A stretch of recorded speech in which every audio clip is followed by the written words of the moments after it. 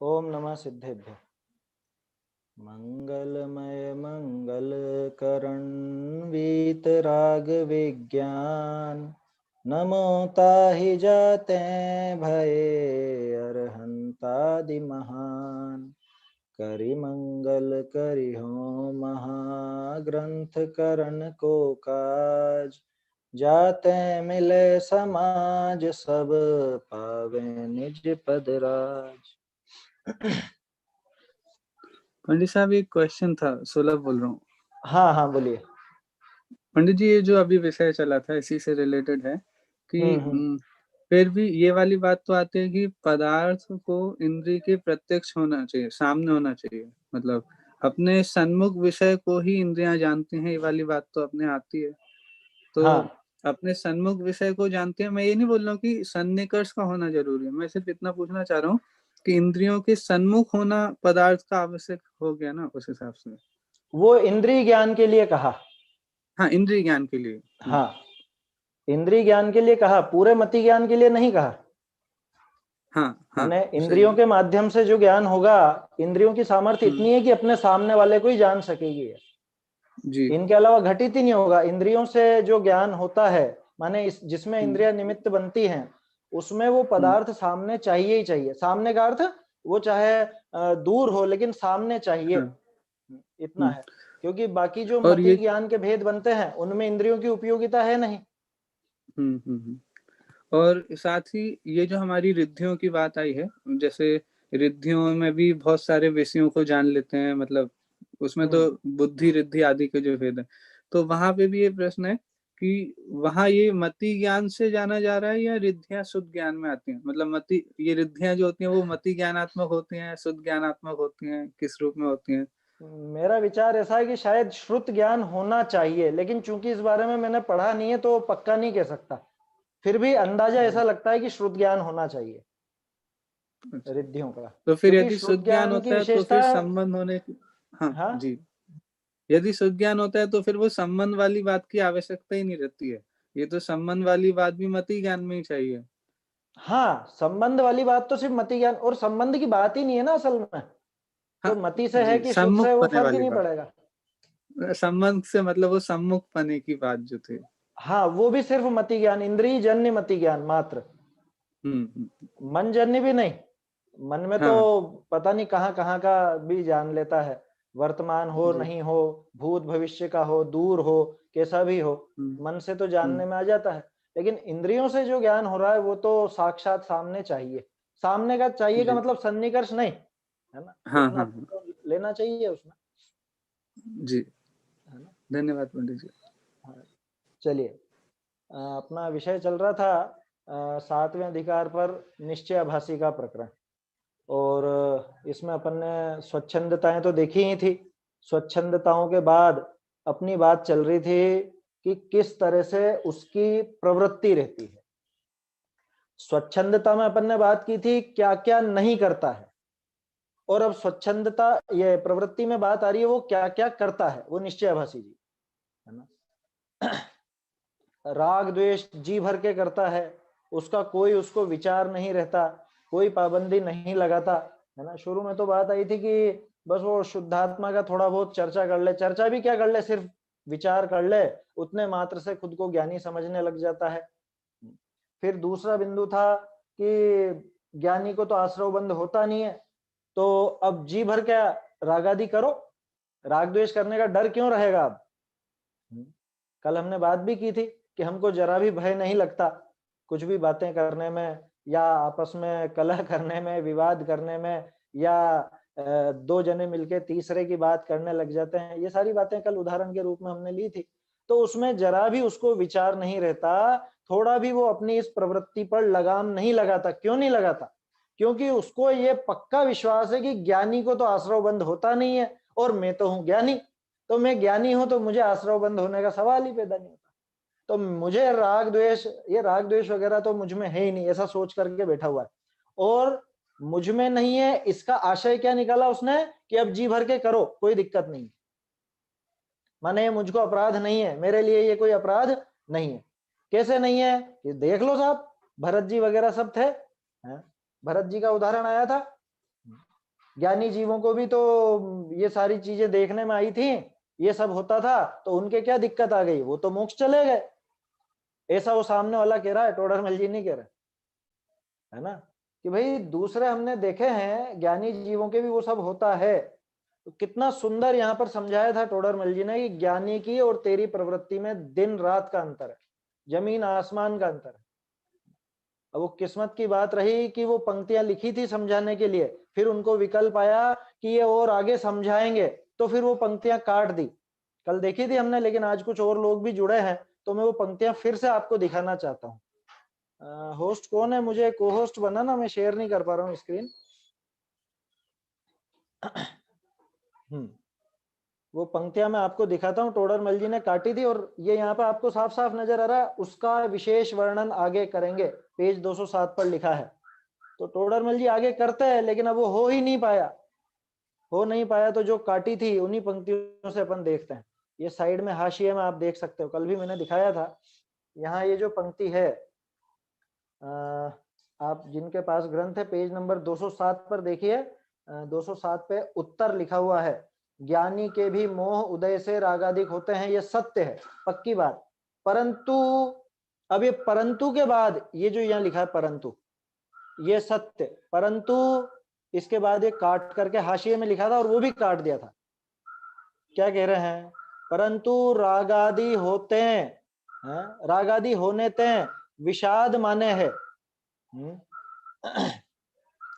तिनके तिनके घटाने का उद्यम विचारे है, और जाते हैं श्रद्धान विषय रागादि को बुरे जाने हैं। ये तो है ज्ञानियों की बात। और इसी के आगे, इसके आगे यहां पर और लिखा था, उद्यम घटाने का रहे है, और उद्यम, एक मिनट, तेरे रागादि होते हैं, तेरे रागादि होने विषय किछु विषाद नहीं, तुझे तो राग द्वेष आदि होने में कोई विषाद ही नहीं है? वहां पे जरा भी उद्यम नहीं करता। ये पंक्तियां टोडरमल जी ने लिख करके काटी थी, और उसके बाद उनको विचार आया होगा इसको डिटेल से और लिखेंगे, लेकिन वो बाद में लिख नहीं पाए, है ना। तो ये चीज थोड़ी हमको देखनी चाहिए। ये टोडरमल जी की हस्तलिखित प्रति थी जो मैंने अभी आपको दिखाई। हाँ, एक चीज मुझे और ध्यान आ गई, संजय जी भाई साहब ने मुझसे कहा था कि ये सूचना दे दूं कि जब ये चर्चा पूरी हो जाएगी मोक्ष मार्ग प्रकाशक की, ऐसे ही आगे और भी मूल ग्रंथ ऐसे कई हैं जो छपे नहीं है आज तक, बहुत से ग्रंथ है ना। जैसे एक जिन प्रतिमा यथावत स्वरूप नाम का एक बहुत सुंदर ग्रंथ है, मिथ्यात्व निषेधन नाम का ग्रंथ है ना, बहुत सारी चीजें, सम्यक तो लीला विलास है, बहुत से ग्रंथ हैं जो आज तक प्रकाशित नहीं हुए।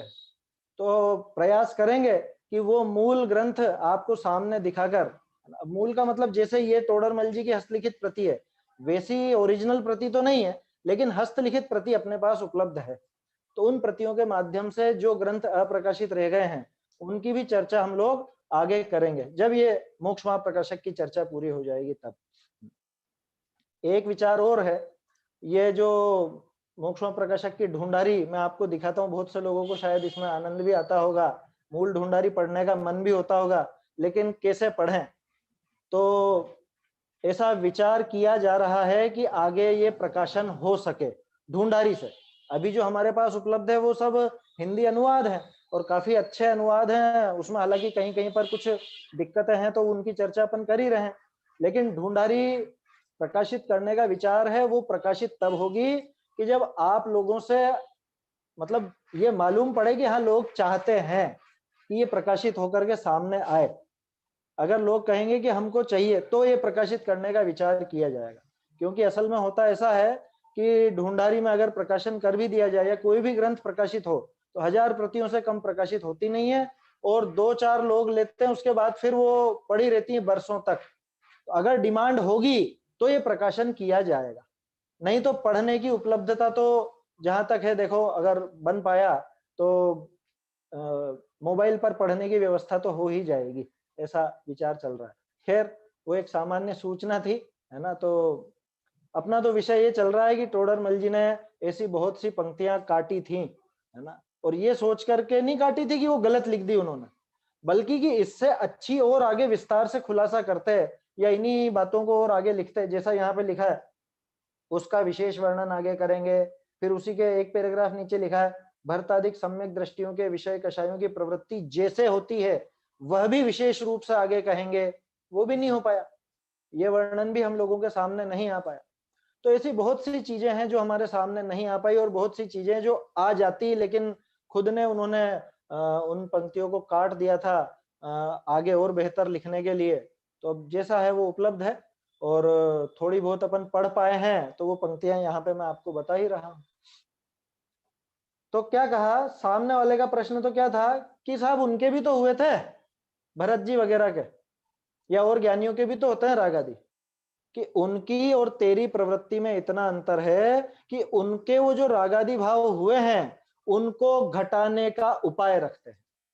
क्यों घटाने का उपाय रखते हैं? क्योंकि एक तो उनके होने पर उनको विषाद होता है, खेद होता है, तुझे खेद नहीं, वो घटाने का उद्यम करते हैं, तू घटाने का उद्यम नहीं करता, तेरी प्रवृत्ति में जरा भी तू लगाम नहीं लगाता, जरा भी नहीं कसता अपनी प्रवृत्ति को, विचारों में परिवर्तन जरा भी नहीं लाता। और सबसे खास बात, वो श्रद्धान में उनको बुरा मानते हैं और तू श्रद्धान में उनको बुरा नहीं मानता। कि इसमें क्या विशेष बात आ गई? याद कीजिए, शुरू में जब वो स्वच्छंदता की बात आई थी, मैंने आपसे कहा था एक बात ध्यान रखिएगा, मुख्य बात क्या है?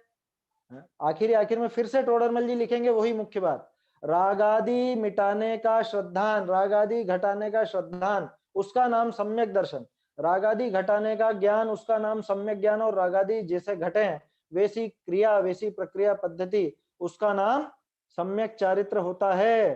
तो यहाँ पे अगर तू मोक्ष मार्गी होता तो तेरे हृदय में ये रागादि बुरे हैं ऐसा श्रद्धान बैठा होता, तेरी प्रवृत्ति वैसी नजर आती, लेकिन नहीं आती नजर। इसका मतलब कि तू वो जो बहाना कर रहा है ज्ञानी होने का, ज्ञानी तो तू है नहीं, और खुद को ज्ञानी मान करके ऐसी स्वच्छंद वृत्ति करेगा तो खुद के पैरों पर ही कुल्हाड़ी मारेगा। देखिए है ना, इसमें देखते हैं आगे अपन। तथा भरतादि सम्यक दृष्टियों के विषय कषायों की प्रवृत्ति होती है, वो भी आगे बताते हैं टोडरमल जी। तू उनके उदाहरण से स्वच्छंद होगा तो तुझे तीव्र आश्रव बंद होगा। और देखिए उसके बाद छंदों का यहाँ पे समयसार जी के छंद बताए हैं कि ज्ञान नय का अवलोकन करने वाले भी जो स्वच्छंद मंद उद्यमी होते हैं, ये पंक्ति बहुत अच्छी लगती है मुझे, जो स्वच्छंद मंद उद्यमी होते हैं वे संसार में डूबते हैं। कई बार ऐसे महान लेखकों के वो पढ़ते हैं ना, कुछ कोट वगैरह या कोई निबंध वगैरह, उसमें कई बार ऐसी बातें पढ़ी हैं, क्या बहुत योग्य हो, बहुत योग्यता वाला हो, बहुत ज्यादा प्रतिभाशाली हो, फिर भी प्रमाद के कारण वो बिगड़ जाता है, खत्म हो जाता है, उसकी सारी प्रतिभा धूल धानी हो जाती है, सब खत्म हो जाती है प्रतिभा वगैरह, कुछ दम नहीं रखता, वो नष्ट हो जाता है। ये लिखा ना जो संसार में डूबते हैं, किस लिए? कि ज्ञान तो बहुत कर लिया, ज्ञान नय का अवलोकन करने वाले का क्या मतलब? निश्चयाभासी, और आत्मा आत्मा आत्मा ऐसी बात रट ली है।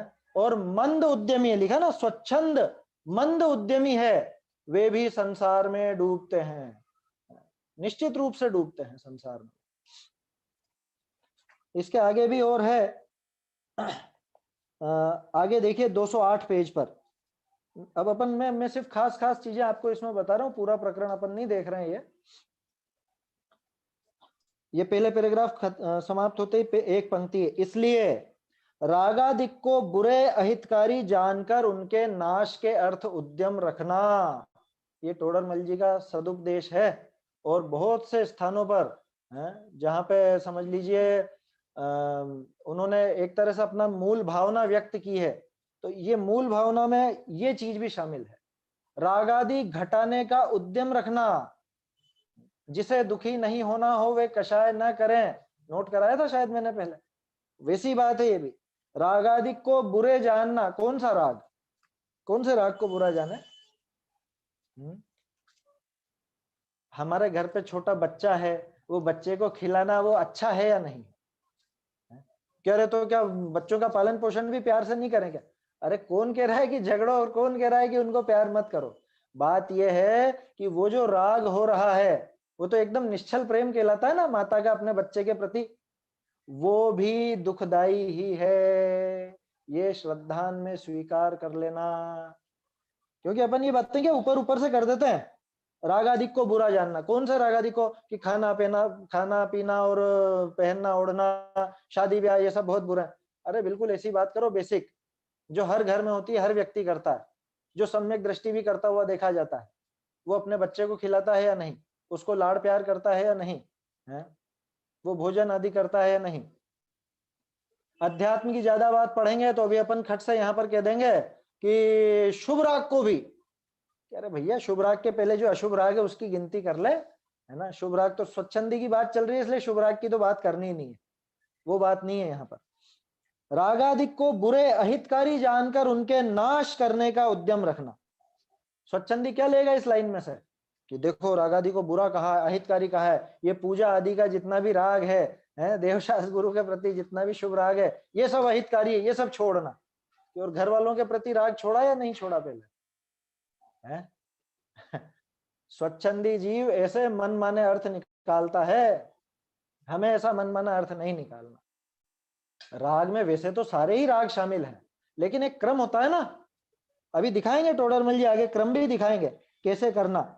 ये आगे इसी के आगे देखो क्या कह रहे हैं वहां, अनुक्रम से पहले तीव्र रागादि छोड़ने के अर्थ अशुभ कार्य छोड़कर शुभ में लगना।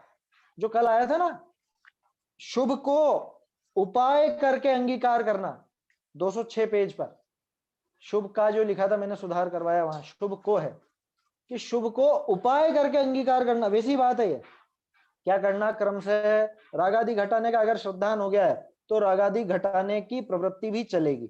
अब वो कैसे चलेगी कि एकदम से तो नहीं छूटेगा, है ना।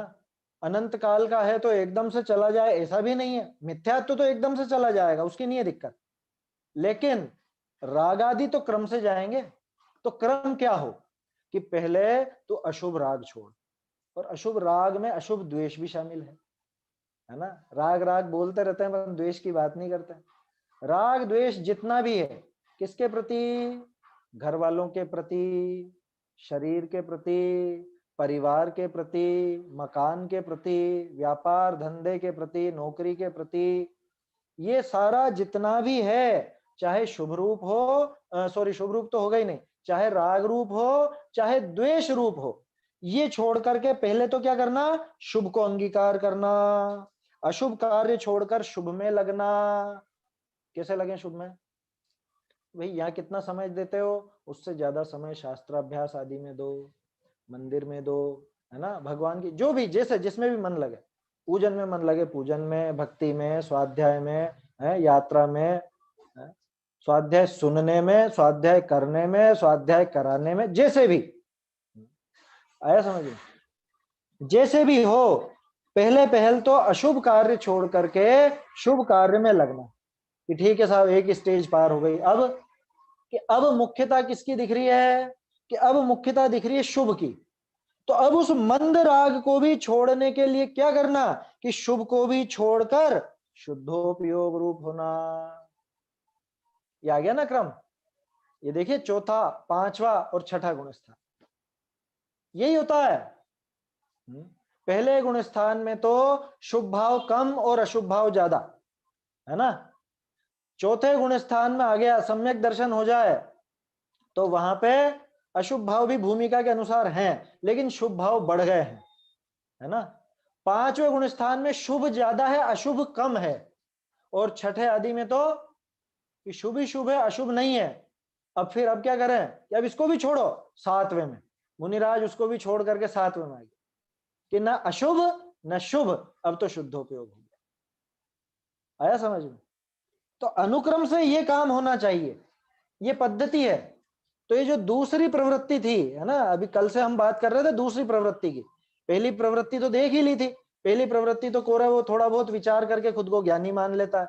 दूसरी प्रवृत्ति राग आदि पे लगाम नहीं लगाता, तो उसका ये सार आ गया, मतलब उसका एक तरह से टोडरमल जी ने निष्कर्ष दे दिया कि इस पर लगाम लगाओ। और लगाम लगाने के लिए क्या करो कि अशुभ से छूट कर तो शुभ को ग्रहण करो जबरदस्ती, जब तक अशुभ ज्यादा होता है जीवन में तो शुभ का अनुपात उसके लेवल उसके बराबर करो या उससे ज्यादा करो, और फिर जब अशुभ कम हो जाए और शुभ अधिक रहे तो शुभ को भी छोड़ करके शुद्धोपयोग में जाना चाहिए।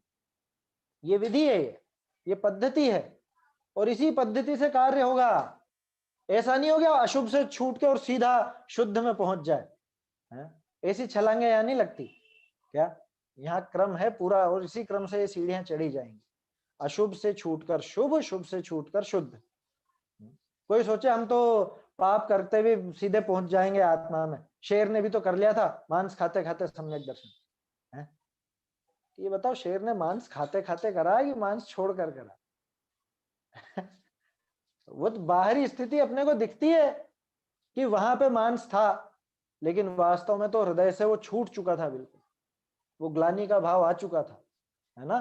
तो पहले वो अशुभ छूट करके, जो शेर को, वो हिरण को मार करके खाते समय जो अशुभ भाव थे वो अशुभ छूट करके तो पहले शुभ भाव हुए, मंद कषाय हुई। वहां विचार हुआ कि अरे ये क्या है, ये क्या मुझे देख करके डर नहीं रहे हैं। कभी विचार किया आपने? बहुत सा अपन जैसे कहानी में बोल देते हैं कि मुनिराज ने उसको उपदेश दिया, मुझे वो बात थोड़ी कम जमती है। शेर को क्या उपदेश देंगे ये बताओ, और शेर उनकी कौन सी भाषा समझेगा? वैसे तो अपन जानते हैं कि जानवर भी समझते हैं भाषाएं, जैसे कुत्तों को अपन सिखा देते हैं, लेकिन शेर को ऐसे सिखाया नहीं जाता।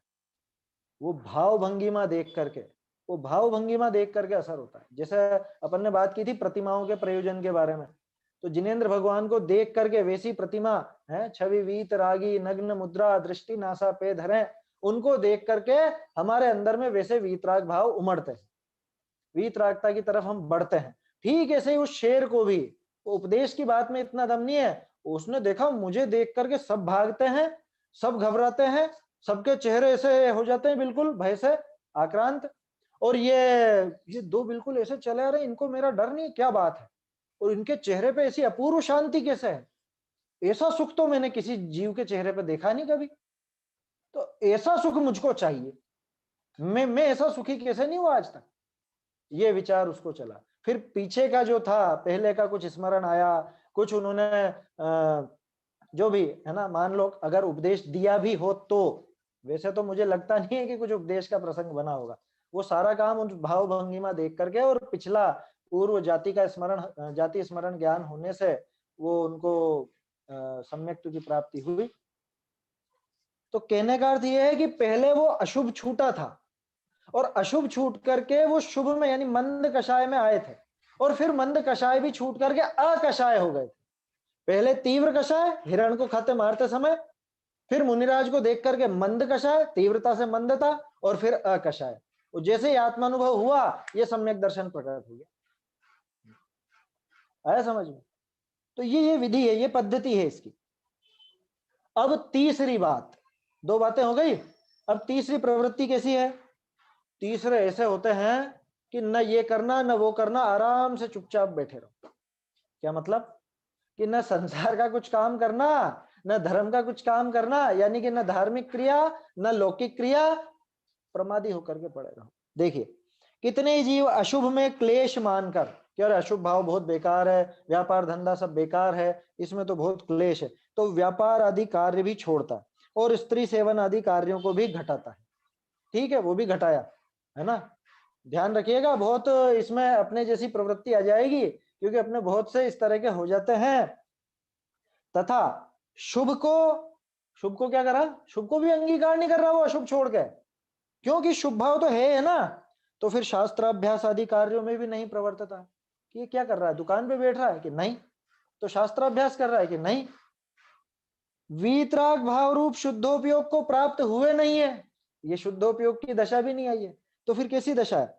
इसलिए वे जीव धर्म अर्थ काम धर्म मोक्ष रूप पुरुषार्थ से रहित होते हुए आलसी निरुद्यमी होते हैं। निरुद्यमी हो गया, ये भी बहुत एक तरह से घातक प्रवृत्ति है। असल में क्या है, वो संतुष्ट हो जाता है। थोड़ी सी मंद कषाय होती है ना भाई, पड़े रहने में तीव्र कषाय तो है नहीं, है ना। बैठे हैं, कुछ काम करना धरना नहीं है, कुछ भी नहीं करना धरना, न धार्मिक कार्य करना है, न अध्ययन करना है, न व्यापार करना है। भैया अध्ययन कर रहा होता उसके लिए नहीं है बात, ध्यान रखिएगा, है ना, क्योंकि अभी इससे बहुत से विपरीत बात ले सकते हैं कि देखो करना चाहिए, व्यापार आदि भी करना चाहिए, ऐसा अर्थ ले सकते हैं। यहाँ उनकी बात नहीं चल रही है, यहाँ किसकी बात चल रही है कि भाई अगर आप वो व्यापार आदि कार्य और दूसरे कार्यों में नहीं लगे हो तो आपको तो बहुत समय मिल गया है, तो ये शुभ क्रिया में लगना चाहिए, इसी में लगे रहो, ये बात तो नहीं चल रही, ध्यान रखना। क्योंकि ये भी छोड़ करके टोडरमल जी ने तो शुद्धोपयोग का उपदेश दिया है, इसलिए शुभ में अटकने का उपदेश दे रहे हो ऐसा नहीं है। यहां किसके लिए कह रहे हैं कि ये न तो शुभ कर रहा है और शुभ भाव नहीं कर रहा, शुद्ध भाव इसको हुआ नहीं है, और दूसरी चीजें भी अशुभ मान करके ये सीख तो गए ये थोड़ा बहुत शास्त्र पढ़ करके, तो क्या कहते हैं, अरे अशुभ भाव है, पाप भाव है, हमको नहीं करना, हमको ज्यादा व्यापार धंधा आदि नहीं करना। कि अच्छी बात है नहीं करना, वो तो बहुत बढ़िया बात कही, लेकिन नहीं करके तू कर क्या रहा है, क्या कर रहा है, शास्त्राभ्यास कर रहा है क्या, भगवान की भक्ति कर रहा है क्या, या तत्व चिंतन भी कर रहा है? ये तो चिंतन भी नहीं करेगा, ध्यान रखिएगा, ये चिंतन भी नहीं करता है, ये पड़े रहेगा। तो ऐसा आलसी और निरुद्यमी होता है। उनकी निंदा पंचास्तिकाय की व्याख्या में भी की है। आपको पता है ये जो निश्चयाभास, व्यवहाराभास, उभयाभासी का प्रकरण है ना, ये मूल रूप से पंचास्तिकाय संग्रह की देन है, वहां पे है ये प्रकरण, वहां से लेकर के ये चला, कहीं कहीं पर आचार्यों ने इसको उठाया, दीपचंद जी कासलीवाल ने भी इसका वर्णन किया, लेकिन ये हाईलाइट हुआ टोडरमल जी से। ये टोडरमल जी का योगदान है, इनकी जो भाषा शैली विशेष है, ऐसी समझाने की पद्धति है, तब जाके लोगों के दिमाग में आया कि अरे हाँ ये भी कोई बात है, नहीं तो पंचास्तिकाय में भी है ये बात। और दीपचंद जी जो हुए कासलीवाल, दीपचंद जी शाह कासलीवाल, भाव दीपिका वाले, ज्ञान दर्पण, भाव दीपिका, अनुभव प्रकाश, चिद विलास, बहुत से ग्रंथ है उनके भी, लेकिन अब देखो, और टोडरमल जी के पहले हो चुके हैं वो, ऐसा नहीं है टोडरमल जी के बाद हुए, लेकिन फर्क पड़ता है ना भाषा शैली का। अब उसी चीज को टोडरमल जी ने इतना बढ़िया अच्छे तरीके से और डेवलप करके समझाया इस चीज को, तो टोडरमल जी की महिमा आती है। ध्यान रखिए, पहले भी अपन ने बात की थी, टोडरमल जी ने नई बात बताई हो ऐसा जो माने, तो ये तो टोडरमल जी पे इल्जाम लगाना हो जाएगा, क्योंकि जैन दर्शन में नया नहीं होता है, नया सिर्फ प्ररूपण होता है ना, वस्तु व्यवस्था नई कैसे होगी?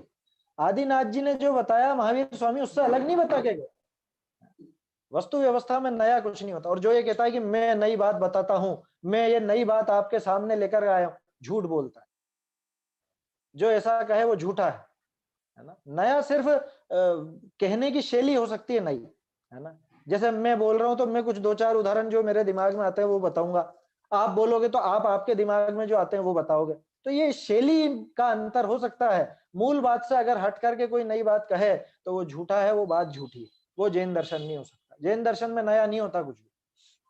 खैर वो बात अलग है।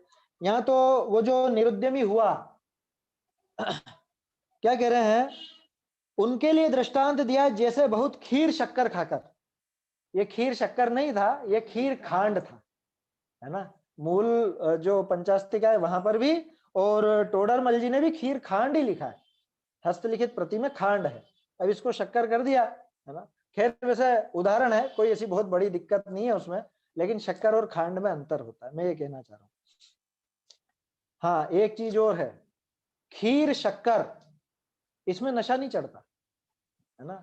खीर खांड थोड़ी भारी पड़ जाती है, खांड जो होती है, खांड सारी शक्कर जो होती है वो शायद थोड़ी भारी पड़ती है ऐसा कहते हैं। दही के साथ तो नशाकारक बताते हैं उसको, दही के साथ जो वो खांड होती है, शक्कर होती है, वो नशाकारक का काम करती है, दही के साथ, दही में शक्कर डाल के इसलिए नहीं खाया जाता। और ये जो है खीर शक्कर का उदाहरण है, ये शायद इतना उचित घटित नहीं होगा जितना खीर खांड का होगा। खैर उससे कोई विशेष फर्क नहीं पड़ता। कहने का अर्थ है गरिष्ठ भोजन करके, आप दूसरा उदाहरण लेना चाहो तो वो ले लेना, गरिष्ठ भोजन करके जैसे पुरुष आलसी होता है? हमारे यहाँ का उदाहरण लूं तो आज क्या है कि संडे बाटी दाल बना लो, बाटी दाल खा ली, ये सर्दी का मौसम है, ढोकले बना लो मक्का के, और फिर उसके बाद दिन में धूप में पड़ के सो जाओ आराम। जैसे खीर खांड खाकर पुरुष आलसी होता है, और देखो क्या कहा, वह जैसे वृक्ष निरुद्यमी है। कैसा उदाहरण दे दिया, पेड़ भी निरुद्यमी होता है, पेड़ ना इधर हिलता है ना उधर हिलता है, है, वृक्ष की तरह बस एक स्थान पे यूं पड़े रहता, वैसे ही वे जीव आलसी और निरुद्यमी हुए हैं। देखो दो उदाहरण लिए टोडरमल जी ने, एक तो पुरुष आलसी होता है और वो जो वृक्ष निरुद्यमी होता है। वृक्ष आलसी नहीं है, वृक्ष आलसी नहीं है, वृक्ष के आलस नहीं चढ़ा, पुरुष के आलस चढ़ा। वृक्ष निरुद्यमी है, वो बेचारे को आलस करने का अवसर नहीं है उसके पास। वृक्ष में जो जीव हैं उनमें कोई आलस की भावना हो ऐसा नहीं है, उनमें सामर्थ्य ही नहीं है हिलने डुलने की। तो एक जो खुद आगे होकर के जिसमें योग्यता थी और उसके बावजूद प्रमादी होकर के काल गंवा रहा है। दूसरा कि जिसमें सामर्थ्य ही नहीं है। भैया ये समझ लो उदाहरण से कि अगर अभी जो योग्यता मिली है, अपनी इतनी लायकात हुई है, अगर अभी ये काल प्रमाद में गंवा दिया तो आगे तो वृक्ष जैसे ही हो जाएंगे। अभी उद्यमी होने का मौका है, अभी निरुद्यमी होकर के अगर काल गंवा दिया प्रमाद में तो फिर तो वृक्षों जैसे निरुद्यमी हो जाएंगे। अभी तो उस व्यक्ति आलसी जैसे निरुद्यमी है, बाद में वृक्षों जैसे निरुद्यमी हो जाएंगे। अब देखिए फिर से वो प्रकरण आ रहा है कि अब इनसे पूछते हैं, है ना, अब उसका मन टटोल रहे हैं टोडरमल जी कि तुमने बाह्य तो शुभ अशुभ कार्यों को घटाया, दोनों ही घटाए उसने, शुभ भी घटा दिए और अशुभ भी घटा दिए कि ठीक है, लेकिन उपयोग तो भाई बिना अवलंबन के कभी रहता नहीं है। तो तुम्हारा उपयोग कहाँ रहता है सो कहो कि तुम क्या क्या करते हो, पलंग पे पड़े पड़े क्या विचार कर रहे हो ये तो बताओ। यदि वह कहे कि आत्मा का चिंतन करता है कि साहब मैं तो आत्मा का ही विचार करता हूं कि अच्छा व्यापार धंधा दुकान आदि तो कुछ है ही नहीं है, क्या करते हो? ऐसा प्रश्न हम लोगों से बहुत पूछा जाता है, बहुत से स्वाध्यायियों से पूछा जाता है कि आप करते क्या हो? मतलब उनको ये लगता नहीं है कि स्वाध्याय नाम का भी कोई काम होता है। स्वाध्याय करते हैं ऐसा जवाब दें तो उनको समझ में नहीं आता, है ना। मेरी बहन जब छोटी थी, छोटी वाली बहन, तो वो छोटी थी, अब स्कूल में जाती, पूछते पापा क्या करते हैं, क्योंकि ऐसा व्यापार धंधा कुछ नजर आता नहीं है, वो यही कह देती थी स्वाध्याय करते हैं। अब सामने वाले समझ नहीं पाते स्वाध्याय क्या चीज होती है, वो सोचते पता नहीं कुछ ऐसा अलग सा काम होता होगा। खैर वो अलग बात है, वो पूछा जाता है व्यापारिक कार्य के लिए कि भाई व्यापार धंधे में क्या करते हो। अब जिनका कोई व्यापारिक कार्य नहीं दिखता उनसे पूछा जाता है आप करते क्या हो। अब अगर वो स्वाध्याय आदि करता हो तब तो उसके पास एक काम है, वो उसके मन लगाने का साधन है। अब ये जो स्वच्छंदी है इसकी प्रवृत्ति कैसी है कि ये तो व्यापार धंधा भी नहीं कर रहा और ये शास्त्रों में भी नहीं लग रहा है, ना मंदिर में लगा हुआ, मतलब कुछ तो करता दिखाई दे ना, पड़ा रहता है, कोरा पड़ा रहता है, ना घर का कुछ काम करना ना मंदिर का कुछ काम करना। मंदिर का मन है धर्म का, है ना, ना लौकिक कार्य करना ना धार्मिक कार्य करना। और कार्य कोरी बाहरी क्रिया की बात नहीं कर रहा हूं, शुभ भाव भी इसके नहीं चलते। क्यों? क्योंकि शुभ को तो है ही कह चुका है? उन भावों में भी मन को नहीं लगाता। तो उससे पूछते हैं भाई तेरा उपयोग कहां रहता है ये बता। तो वो कहता है कि आत्मा का चिंतन करता है भैया, आत्मा का चिंतन करते हैं साहब हम बैठे बैठे। अब टोडरमल जी देखो उसको किस तरह से कसते हैं सब तरफ से। तो शास्त्रादि द्वारा अनेक प्रकार से आत्मा के विचार को तो तुमने विकल्प ठहराया पहले ही, है ना, विचारों को तो विकल्प कह चुका है ना स्वच्छंदता के समय, है कौन सा था, मेरे ख्याल से दूसरी स्वच्छंदता थी, तत्व चिंतन को विकल्प बता रहा था। और आत्मा का कोई विशेषण जानने में बहुत काल लगता नहीं है, बारंबार एक रूप चिंतवन में छद्मस्त का उपयोग लगता नहीं है। ये बातें पहले भी आ चुकी हैं आपको ध्यान हो तो, है ना, जो अपन ने बाद वाले पेजों के आधार से, शायद कौन सा था वो 252-54 कौन से पेज थे वहां पर भी देखा था। नहीं बाद में था वो, आगे अपन देख चुके हैं, लेकिन पहले ही है कि भाई बहुत विशेषण जानने में कोई ज्यादा समय तो लगता नहीं है, तो इतना दिन भर पड़ा रहता है और दिन भर क्या विचार चल रहा है, कोई विशेषण जानने में ज्यादा काल लगता नहीं है, बारंबार एक रूप चिंतवन में छद्मस्त का उपयोग लगता नहीं है, क्योंकि ज्यादा विकल्प तुझे करने भी नहीं है, विशेषों को तू जानता नहीं है, सामान्य चिंतवन ज्यादा लंबा चलता नहीं है। करके बताओ मैं आत्मा हूं, बस इतना करना, मैं आत्मा हूं, कितनी कितनी बार कर लोगे, कितना विचार कर लोगे? ज्ञान दर्शन वालों कि नहीं ये तो विशेष हो गया, विशेष चिंतन करना है ही नहीं, सामान्य चिंतन करने में उपयोग लगाना चाहता है, कितनी देर कर लेगा, माला फेर लेगा ज्यादा से ज्यादा, आत्मा हूँ आत्मा हूँ आत्मा, मैं सदा गायक स्वभाव आत्मा, भजन गा देगा क्या? गणधर आदि का भी उपयोग इस प्रकार नहीं रह सकता, इसलिए वे भी शास्त्र आदि कार्यों में प्रवर्तित हैं। तो तेरा उपयोग गणधर आदि से भी कैसे शुद्ध हुआ? माने उनसे ज्यादा शुद्धता तेरे उपयोग में आ गई, ऐसा हम कैसे मान लें? समझ में आ रही है बात? कि तू ये बहानेबाजी हमसे मत कर कि मैं आत्मा का चिंतन करता हूं। आत्मा का चिंतन कितनी देर कर लेगा? गृहस्थ होकर के तू गणधरों से भी ज्यादा हो गया क्या तेरा? उनका भी उपयोग बार बार बाहर आता है, नहीं आवे तो केवल ज्ञान हो जाए हाथों हाथ, और होता है बाद में, हो जाता है उनको, लेकिन जब तक नहीं होता तब तक तो छठा सातवां गुणस्थान चलता ही रहता है ना। शुद्धोपयोग तक में उपयोग नहीं ठहरता इतना ज्यादा, तब तो वो बाहर दूसरे उपयोग करते हैं, दूसरे जगह उपयोग लगाते हैं। इसलिए तेरा कहना प्रमाण नहीं है। फिर देखो क्या कह रहे हैं, है ना, ये डिटेल में है पूरा, कि जैसे कोई व्यापार आदि में निरुद्यमी होकर निठल्ला जैसे तैसे काल गंवाता है, उसी प्रकार तू भी धर्म में निरुद्यमी होकर प्रमाद सहित यूं ही काल गंवाता है। देखो कैसी कैसी उसकी पद्धति है। कभी कुछ चिंतवन सा करता है, बैठे बैठे ऐसे ही बैठा रहेगा बहुत देर तक, है लेकर के कुछ ऐसे जैसे कुछ बहुत बड़ी योजना बना रहा हो या विचार कर रहा हो बहुत जबरदस्त। कभी बातें बनाता है, क्या हो चर्चा करें, कुछ आत्मा की कुछ बात करें, सार नहीं निकालेगा, कोरी बातें करता रहेगा।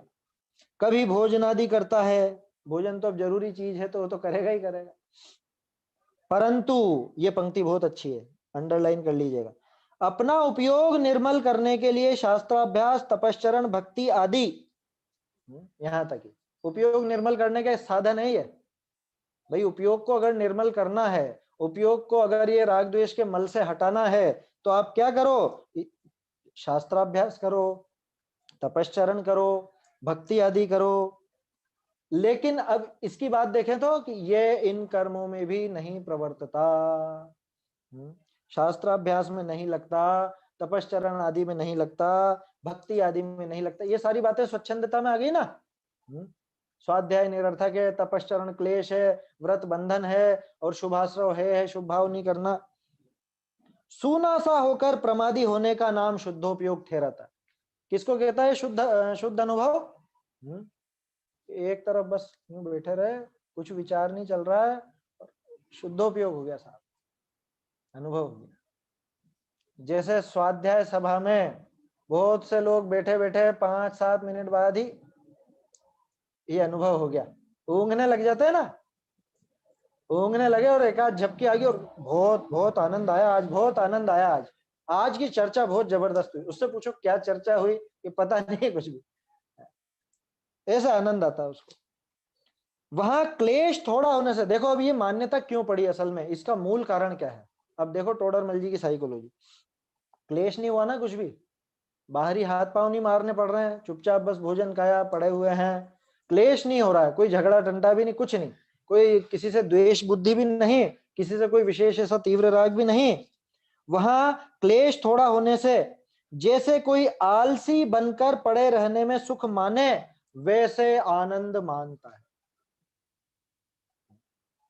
इसका आनंद कैसा है? ये कोई आत्मानुभव का आनंद नहीं है, ये निठल्लेपन का आनंद है। क्या प्रमादी पड़ा रहे ना जैसे, ऐसा। आगे उदाहरण दिया है, वो सपने में कोई अपने को राजा मान ले। ये उदाहरण में खास बात है, आप नोट करना, मोह राग और द्वेष तीनों है इस उदाहरण में। कैसे है?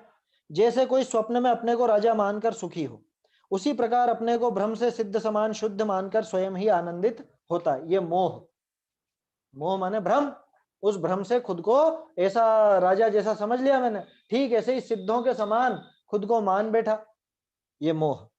आगे, जैसे कहीं रति मानकर सुखी होता है ना। अभी अच्छा लग रहा है ना, सब चर्चा कितनी अच्छी लग रही है। रति मानकर सुखी होता है, इसमें मजा आ रहा है ना। हाँ हाँ ठीक है, बैठे बैठे कुछ नहीं, ऐसे ही प्रसन्न हो रहा है, पुरानी यादें हैं, पुरानी बातें विचार कर करके कि हम छोटे थे, नाना जी के यहाँ जाते थे, बहुत मजे करते थे, दोस्तों के साथ खेलते थे। सोच रहा है, सोचते सोचते चेहरे पे मुस्कान आ जाती, होता है ना ये। तो जैसे कहीं रति मानकर सुखी होता है, उसी प्रकार कुछ विचार करने में रति मानकर सुखी होता है। ये बहुत भयंकर गंभीर बीमारी है, ये अपन लोगों को भी होती है ये बीमारी। क्या?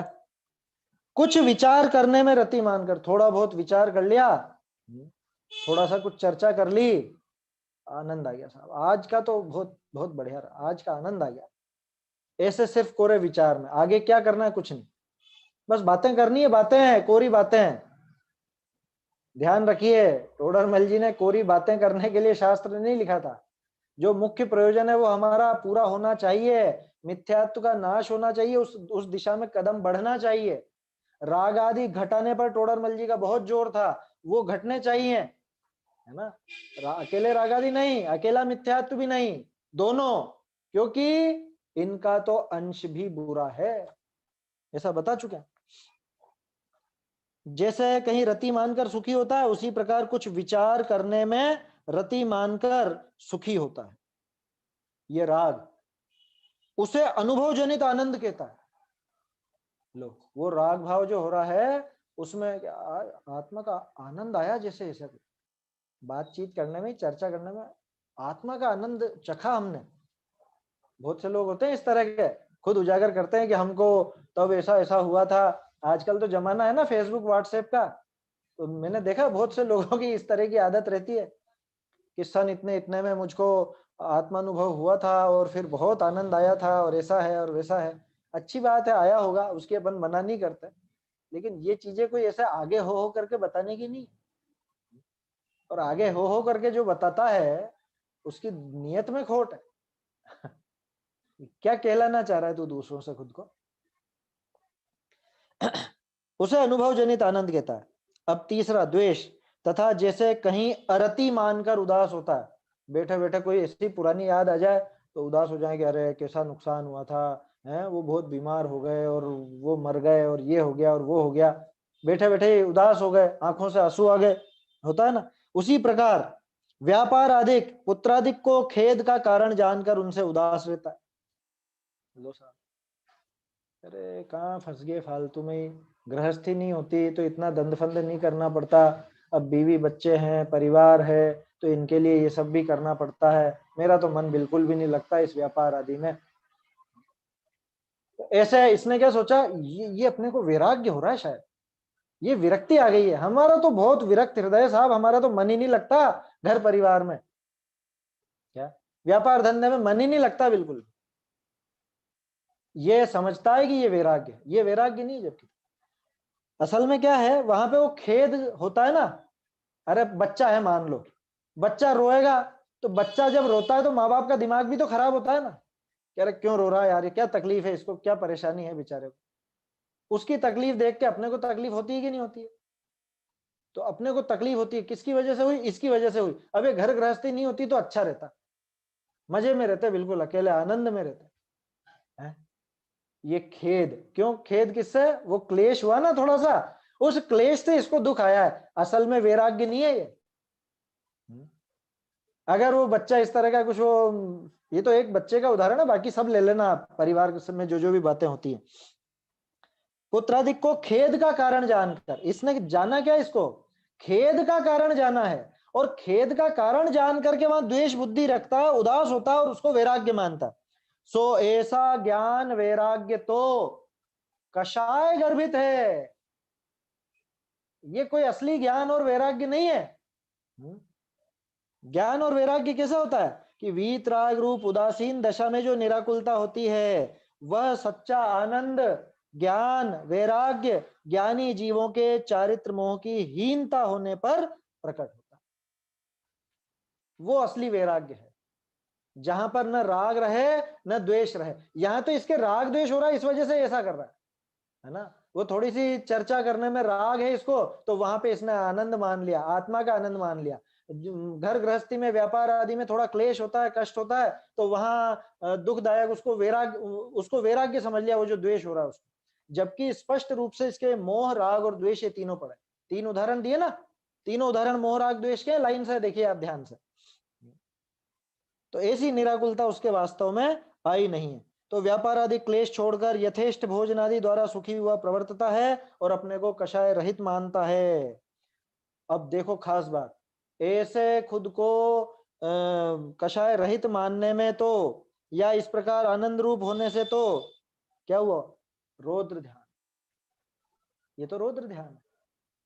इस राग में आनंद माना ना, इसमें ऐसे भोजन आदि में और इन चीजों में आनंद माना, ये सब रौद्र ध्यान ही तो है। पांच इंद्रिय के विषय भोग भोग करके या प्रमाद में पड़ा रह करके और खुद को वीतरागी समझ बैठे, कषाय रहित समझ बैठे, ये रौद्र ध्यान है। ऐसी भ्रम रूप प्रवृत्ति उसके पाई जाती है ना। अब आगे का जो प्रकरण है ये अपन कल देखेंगे। कल भी बहुत अच्छी पंक्तियां आएंगी, फिर से काटी हुई पंक्तियां दिखाऊंगा मैं आपको।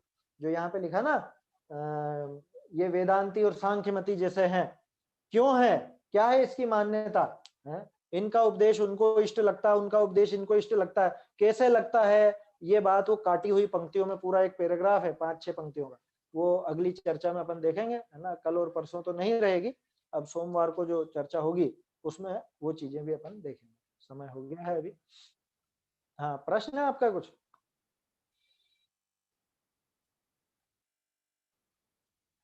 हाँ, कौन है होस्ट? विनीत जी, ये इनको अनम्यूट करना। जी आप वहीं से अनम्यूट कीजिए। हाँ जी किया है। हाँ हाँ, हो गया जी। हाँ, आ रही है आवाज? आ रही जय है जिनेन्द्र जी। जय जिनेन्द्र साहब। जी हम कैसे पता लगाएं कि हमारे अंदर कौन सी कसाई चल रही है इस समय? अरे ये तो खुद को पता चलेगा ना अपने को। तो ये पता नहीं चलता ना कि कौन सी अनंतानुबंधी चल रही है, प्रत्येक अनंता, देखो एक अनुमान मैं आपको बताता हूँ। कर्मों का तो अपन को अंदाजा नहीं है कि कर्म क्या है, कैसी स्थिति है, क्योंकि क्षयोपशमिक सम्यक दर्शन में भी कई बार हो करके छूटता है। एक ही जीवन काल में कितनी बार सम्यक तो छूटता है और सम्यक तो होता है। तो जितनी बार छूटा अनंतानुबंधी का उदय आया, और जितनी बार फिर से सम्यक हुआ तो अनंतानुबंधी दब गई। तो कैसे पता लगाएं, इसका एक छोटा सा पैमाना मैं आपको देता हूं। भाई कषाय एकदम से आ गई, इसका नाम अनंतानुबंधी आदि नहीं है। वो कषाय कितने लंबे समय तक चलती है, ये इससे पता चलेगा अपने को कि वो अनंतानुबंधी है कि अप्रत्याख्यानावरण है कि प्रत्याख्यानावरण है, क्या है। ये सारी बात हमको उससे पता चलती है। माने तीव्र कषाय किसको कहना, तीव्र कषाय इसका नाम नहीं कि अरे साहब ये तो एकदम से गुस्सा हो जाता है। एकदम से तो हो जाएगा भले गुस्सा, लेकिन वो गुस्सा कितने समय तक रहा। जैसे अपन देखते हैं ना, अनंतानुबंधी का संयोजन काल 6 महीने का है।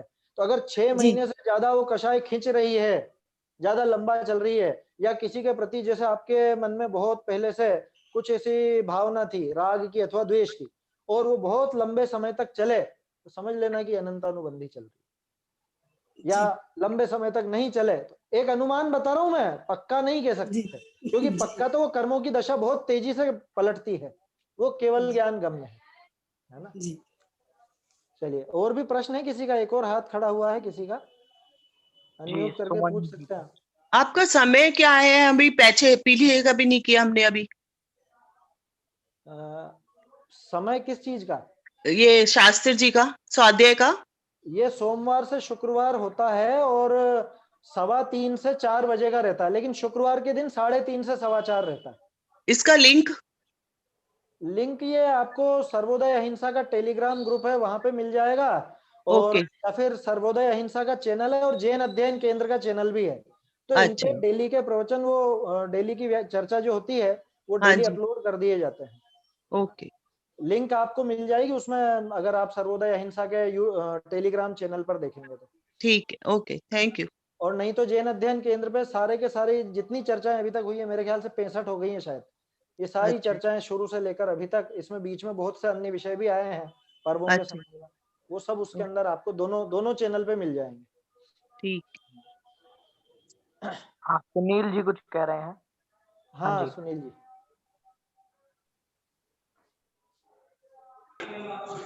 हाँ जी जी। हाँ जी जिनेन्द्र भाई साहब, आवाज आ रही है? हाँ आ रही है, आवाज आ रही है। अच्छा पंडित जी, मैं ये कह रहा था, आपने जो ये कहा था कि ज्ञान ने अवलोकन करने वाले हैं वो भी संसार में हैं, तो वहाँ ज्ञान ने का मतलब क्या निश्चय भास है? हाँ निश्चय आभास। माने वो ज्ञान की मुख्यता रखी उसने, वो व्यवहार को पूरी तरह से उड़ा दिया। वो निश्चयाभासी के लिए है वो कथन, ज्ञान नय का जो कथन है वो ठीक। निश्चयाभासी के लिए है। चलिए, है ना, धन्यवाद। समय हो गया है, समाप्त करते हैं आज की चर्चा। निज